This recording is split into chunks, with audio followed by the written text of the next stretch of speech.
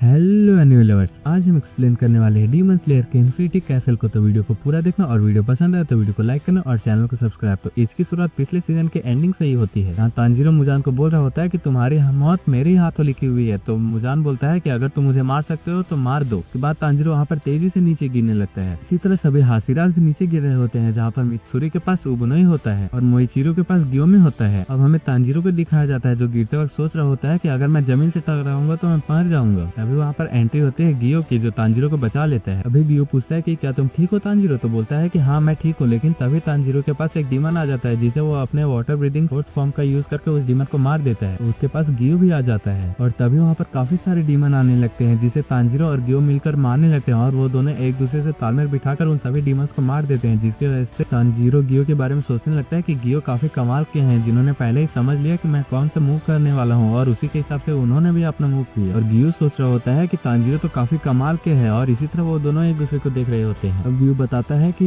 Muzan ने हम सबको यहाँ पर एक साथ इकट्ठा इसलिए किया है ताकि वो हम सबको एक साथ मार सके, इसलिए हमें चौकन्ना रहना होगा। तब वो तांजीरो को अपने साथ लेकर जाने लगता है। उसी तरफ हमें मित्सुरी और ओबुनोई को दिखाया जाता है जिनके पीछे काफी सारे डीमन पड़े होते हैं। लेकिन तभी ओबुनोई अपने सर्पेंट ब्रीदिंग के फिफ्थ फॉर्म का यूज करता है और सभी डीमंस को मार देता है और एक डायलॉग भी मार देता है कि मित्सुरी के आसपास भटकना भी मत, जो सुनकर मित्सुरी तो काफी खुश हो जाती है और ओबुनोई को अपना दिल दे बैठती है। तो हमें गियोमी को दिखाया जाता है जो बहुत ही तेजी से सभी डीमंस को मारते ही जा रहा था और इसमें उसका साथ मोइचिरो दे रहा था जो उसके साथ मिलकर सभी डीमंस को मार रहा था। यहाँ गियोमी बताता है कि यहाँ पर इतने सारे डीमंस हमें थकाने के लिए ही भेजा गया है। तब मोइचिरो गियोमी से पूछता है कि क्या मास्टर ठीक? तो गियोमी बताता है कि नहीं, आप मास्टर नहीं रहे हैं। जो सुनकर मोइचिरो उदास हो जाता है और सोचने लगता है कि जब डीमंस ने उस पर हमला किया था और वो जख्मी हो गया था तब मास्टर ने ही उसे बचाया था और इसी तरह उन्होंने तांजीरो को भी बचाया था। अब वो दोनों यही सब बातें सोचकर गुस्सा हो रहे थे और सोचने लगते हैं कि अब वो लोग मुजान को नहीं छोड़ेंगे और उन्हें मार के ही रहेंगे। अब हमें सानिमी को दिखाया जाता है जो अपने मास्टर के मर जाने की वजह से काफी उदास होकर बैठा हुआ था, लेकिन तभी उसके पास एक डीमन आता है जिसे वो पलक झपकते ही मार देता है। लेकिन तभी वहाँ पर काफी सारे डीमन आ जाते हैं। अब हमें इनोस्के को दिखाया जाता है जो पहले की तरह अभी भी काफी जोश में था और काफी खुश था कि अब उसे अपनी ताकत दिखाने का मौका मिलेगा और वो गिरते वक्त ही सभी डीमंस को मारते जा रहा था। यहाँ हमें गैनिया को भी दिखाया जाता है जो ये सोचकर भाग रहा होता है कि क्या ये सभी डीमंस का अड्डा है और वो अपने भाई के बारे में भी सोच रहा था कि अभी वो कहाँ पर होगा। तभी हमें जेनेत्सु को दिखाया जाता है जो अभी भी काफी गुस्से में था। अभी उसके सामने दो डीमंस आ जाते हैं जिसे वो तुरंत ही काट देता है। बोलता है कि मैं तुम्हें नहीं छोड़ूंगा मुजान, और इतना कहने के बाद वो आगे बढ़ने लगता है। अब हमें शिनोबु को दिखाया जाता है जो एक अलग ही जगह पर आ गई थी और वो आगे बढ़ने लगती है, लेकिन तभी उसे खून की गंध आ जाती है जिसके पीछे वो जाने लगती है। सोचने लगते है कि आखिरकार मैं कहाँ हूँ। तभी वो अपने सामने के एक दरवाजे को खोलती है। तभी वो अपने सामने डोमा को देखती है जो कुछ लाशों को खा रहा होता है जो अपर रैंक 2 का था। तभी डोमा को भी एहसास हो जाता है कि यहाँ पर कोई आई है और तब वो बोलता है कि तुम तो एक लड़की हो, तुम तो खाने में काफी टेस्टी होगी। तब शिनोबु को डोमा को देखकर कुछ याद आने लगता है और वो सोचने लगते है कि जब वो भागते वक्त कनाई के पास पहुंची थी, वो कनाई के पास जाती है और कनाई शिनोबु को बोल रही होती है कि तुम डीमन स्लेयर छोड़ दो क्योंकि तुम एक आजाद परी हो और तुम अपनी जिंदगी खुद से जियो। लेकिन शिनोबु बोलती है कि नहीं, मैं ये नहीं छोड़ूंगी क्योंकि मैं तुम्हारी मौत का बदला जरूर लूंगी। अब वो कनाई से उसके बारे में पूछने लगती है जिस डीमन ने उसे मारा था। तो कनाई बताती है कि जिसने उसे मारा उसके सिर पर खून का धब्बा था और वो बोलते वक्त हमेशा मुस्कुराते रहता था और उसकी बोली भी काफी मीठी थी। तभी डोमा के सामने के एक लड़की उठ जाती है और बोलने लगती है कि मुझे बचा लो, लेकिन तभी डोमा अपने वेपन से उस लड़के पर अटैक कर देता है। लेकिन तभी शिनोबु उस लड़की को पकड़कर दूसरी तरफ ले जाती है। पूछने लगती है कि क्या तुम ठीक हो, लेकिन तभी उस लड़की के शरीर से ब्लड आने लगता है क्योंकि डोमा का अटैक उससे लग गया था। और तभी शिनोबु को याद आता है कि कनाई ने उसे बोला था कि जिस डीमन ने उसे मारा है उसके हथियार थे 2 पत्ते। तब डोमा बोलता है कि इंसान काफी कमजोर होते हैं इसलिए वो इंसानों को मारता नहीं है बल्कि उन्हें खा लेता है ताकि इंसान उसके साथ ही अनंत काल तक जिए। शिनोबु बोलने लगती है कि बंद करो अपनी बकवास क्योंकि तुम केवल बकवास ही करते हो। तो डोमा बोलने लगता है कि हम पहली बार मिले लेकिन फिर भी तुम्हारी जबान कितनी कड़वी है, तुम कितना तीखा बोलती हो, लगता है तुम काफी दुख में हो, लगता है तुम्हारे ऊपर दुखों का पहाड़ गिर आया है, मुझे बताओ मैं तुम्हारे दुख सुनूंगा। शिनोबु बोलने लगते है कि तुम नहीं जानते हो कि दुख किसे कहते हैं क्योंकि तुम्हें पता ही नहीं है कि दुख क्या होता है और तुम वही हो ना जिसने मेरी बहन को मारा था। क्या तुम्हें पता है कि कनाई मेरी बहन थी? तब डोमा को एक लड़की का याद आता है और वो बोलता है कि क्या वो तुम्हारी बहन थी जो फ्लावर ब्रीदिंग का यूज करती थी? वो काफी टेस्टी और सुंदर थी लेकिन आज मैं उसे खा पाता क्योंकि मैं उसे खाता उससे पहले ही सूरज निकल आया। लेकिन तभी शिनोबु बहुत ही तेजी से डोमा पर अटैक कर देती है और उसके आंखों में अपनी तलवार को घुसा देती है। अभी डोमा भी अपने ब्लड डीमन आर्ट से शिनोबु पर अटैक कर देता है लेकिन शिनोबु उसके अटैक से बच जाती है। तभी उसके फेफड़े में जलन होने लगती है क्योंकि डोमा के अटैक में काफी सारी जहरीली गैसें थी। तब डोमा बताने लगता है कि तुम तलवार से किसी भी डीमन को नहीं मार सकते, तुम्हें उस डीमन की गर्दन को उड़ाना होगा। शिनोबु बोलने लगती है कि तलवार का अटैक तुम पर काम नहीं करता है, लेकिन क्या जहर का अटैक भी तुम पर काम नहीं करता है? तभी वो अपनी तलवार को म्यान में रख के घुमाती है, जिसकी वजह से डोमा की आंखों में जलन होने लगती है, क्योंकि शिनोबू के तलवार में पॉइजन होता है जो डोमा के आंखों पर असर करने लगता है, जिससे डोमा के मुंह से ब्लड आने लगता है। और शिनोबू सोचने लगती है कि क्या मेरा जहर अपर रैंक वालों पर भी काम करता है, लेकिन तभी डोमा बोलता है कि मुझे माफ करना, क्योंकि तुम्हारा जहर मुझ पर काम नहीं करेगा। और वो शिनोबू के जहर को एब्जॉर्ब कर लेता है, जिससे वो ठीक हो जाता है। अब डोमा शिनोबू को बोलने लगता है कि जब तुम अपनी तलवार को म्यान में रखकर घुमाती हो तो एक अलग आवाज आती है, तो क्या तुम अपने म्यान में जहर को मिक्स करती हो? ये तो काफी मजेदार है। इतना कहते वो खुश होने लगता है। शिनोबू डोमा पर अटैक कर देती है,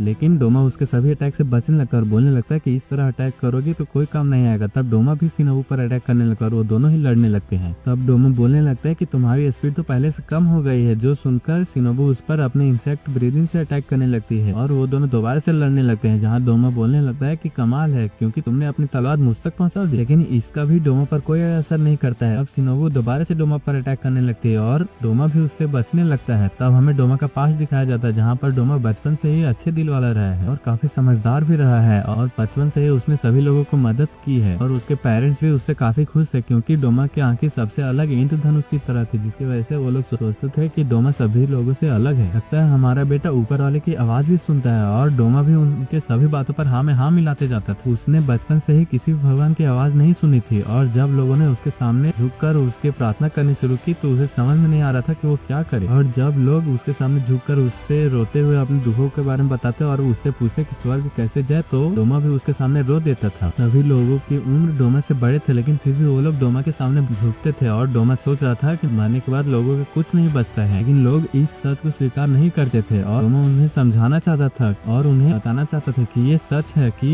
स्वर्ग नाम की कोई चीज नहीं होती है, लेकिन लोग नहीं विश्वास करते थे। हमें पर्शियन का सीन दिखाया जाता है, जहाँ पर शिनोबू ने दोबारा से डोमा पर अटैक कर दिया था, और डोमा बोलने लगता है कि ये तुम्हारा 5वां अटैक था, लेकिन ये भी खुश हो गया क्योंकि डोमा का शरीर उस जहर से भी बच गया था। तब डोमा शिनोबू को बोलने लगता है कि तुम तो अभी से ही थक गई, क्या तुम्हारी सांस अभी से ही फूल गई है? और शिनोबू सोचने लगते है कि क्या सच में अपर रैंक्स में इतनी ताकत होती है कि सारे जहर यूज कर लिए, लेकिन फिर भी ये बच गया, क्योंकि ये तुरंत ही उस जहर से बचने का उपाय निकाल लेता है। अब डोमा बोलने लगता है कि तुम्हारे फेफड़ों में जलन होने लगी, क्योंकि मेरा थोड़ा सा ब्लड डिमांड आर्ट के महक तुम्हारी नाक में गई थी। और शिनोबू बोलने लगती है कि डोमा अपने ब्लड को कोहरों में फैला देता है, जिसकी वजह से जो भी उसे सूंघता है वो मर जाता है। मेरे लिए सांस लेना भी बेकार है। तभी उसके नाक से खून भी निकल जाता है, और वो डिसाइड करती है कि वो लगातार वार करके इसके शरीर में काफी सारे जहर पहुंचा देगी। अब वो दोबारा से अपने इंसेक्ट्स ब्रीदिंग का यूज करती है और डोमा पर अटैक कर देती है, जिसकी वजह से डोमा भी शॉक हो जाता है और बोलने लगता है कि डोमा खुश हुआ, क्योंकि तुम उन सभी में से सबसे ज्यादा ताकतवर हो जिन हाशिरा से मैं अब तक लड़ा हूँ। तभी शिनोबू के शरीर से खून निकलने लगता है, क्योंकि डोमा का अटैक उसे लग गया था, और डोमा बोलने लगता है कि तुम अगर अपने जहर के बजाय मेरे गर्दन पर अटैक करती तब तुम मुझे मार सकती थी, क्योंकि तुम चींटी जैसे छोटी ही तो हो। तब शिनोबू सोचने लगते है कि मैं इतनी छोटी क्यों हूँ, अगर मैं थोड़ी सी भी लंबी होती तो मैं इस डीमन का सर उड़ा देती। उसकी बहन नाजुक और पतली थी, लेकिन फिर भी वो इससे लंबी थी। तब उसे याद आता है कि कनाई मरने से पहले उसे कुछ कहना चाहती थी, लेकिन उससे पहले ही वो मर गई। तब उसे याद आता है कि कनाई उसे यही बताना चाहती थी कि शायद वो उस डीमन से नहीं लड़ पाएगी। अभी शिनोबू को अपने सामने कनाई दिखाई देने लगती है, जो बोल रही होती है कि तुम नहीं मर सकती हो, तुम खड़ी हो जाओ। लेकिन शिनोबू बोलने लगती है कि मैं नहीं हो सकती हूँ, क्योंकि उस डीमन ने मेरे सीधा फेफड़े पर वार किया है, कि वैसे मैं सांस भी नहीं ले पा रही हूँ। तो कनाई बोलने लगती है कि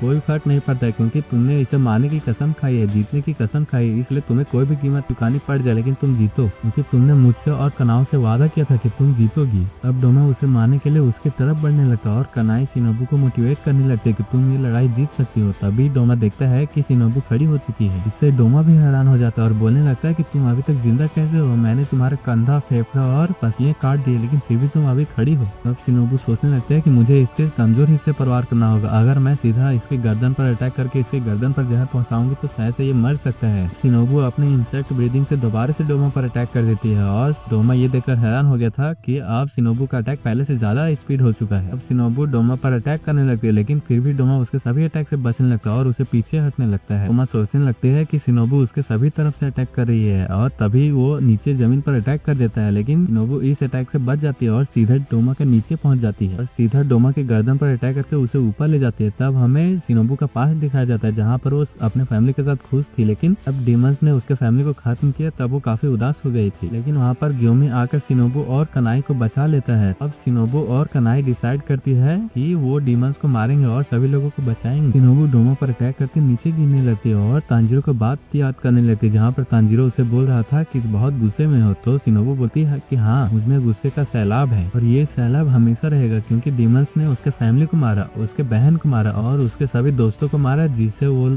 जानती थी। और अगर वो लोग अभी जिंदा होते तो वो लोग अपने फैमिली के साथ खुशी से रहते, लेकिन नहीं बच पाई वो लोग। अब शिनोबू नीचे गिरने लगती है, लेकिन इस अटैक कभी दोमा पर असर नहीं करता और वो दोबारा से ठीक होकर शिनोबू को पकड़ लेता है और अपने पास लाकर गले लगा लेता है और बोलने लगता है, तुमने कमाल कर दिया, तुम छोटी हो लेकिन फिर भी मुझ तक पहुंच गई। तुम्हारे पास तुम्हारी बहन जितनी ताकत नहीं है, लेकिन फिर भी तुम मुझसे लड़ी। तुम जानती थी कि तुम मुझे नहीं मार पाओगी, लेकिन फिर भी तुम मुझसे लड़ी। इंसान जितने कमजोर होते हैं उतने ही मजेदार भी होते हैं। अगर तुम मुझसे कुछ कहना चाहती हो तो कहो, मैं सुनूंगा। लेकिन शिनोबू उसे बोलती है कि भाड़ में जाओ तुम। तभी हमें कनाओ को दिखाया जाता है, जो भागते हुए इधर ही आ रही थी और अपने सामने शिनोबू और तोबा को देखती है। तभी शिनोबू उससे इशारे करती है कि यहाँ से चले जाओ, लेकिन तभी तोबा उसे अपने अंदर समाने लगता है, जिसकी वजह से शिनोबू का तलवार भी छूट जाता है। अब हमें जेनुत्सु को दिखाया जाता है, जो धीरे धीरे आगे बढ़ रहा होता है और सोच रहा होता है कि मुझे पता है कि तुम भी मुझसे लड़ना चाहते हो और तुम यहीं पर हो। हमें हमेशा लगता है कि जिसे हम जानते हैं वो हमेशा जिंदे रहेंगे, अभी भी और आगे भी, लेकिन ऐसा नहीं है। तब हमें कनाओ को दिखाया जाता है, जो तोबा के पास पहुंचने की कोशिश कर रही होती है, लेकिन वो ऊपर नहीं जा पा रही होती है। अब वो अपने फ्लावर ब्रीदिंग फोर्थ फॉर्म का यूज करती है और दोमा पर अटैक कर देती है, लेकिन दोमा उसके अटैक से बचकर नीचे आ जाता है। तब तोबा कनाओ को बोलता है कि जब तक मैं इसे सामान ना लूं तब तक तुम मुझ पर हमला ना करो तो ही बेहतर रहेगा। और वो धीरे धीरे नोबू को अपने अंदर समा रहा होता है, जो देखकर कनाओ को काफी गुस्सा आ रहा होता है। लेकिन तभी तोबा बोलता है कि मैं तो यहाँ पर शांति से बैठा था, लेकिन फिर भी तुमने मुझ पर हमला नहीं किया। क्या ये इसलिए क्योंकि इसने तुम्हें इशारे से यहाँ पर से जाने के लिए बोला था? इसी के साथ हमारा ये वीडियो यहीं पर खत्म होता है। अगर आपको इसका नेक्स्ट वीडियो चाहिए तो कमेंट करें, क्योंकि उसमें हमें जेनेत्सु और अपर रैंक काइगायकू को फाइट दिखाया जाएगा, जिसमें काफी ज्यादा मजा आएगा। तो वीडियो को लाइक करना और चैनल को सब्सक्राइब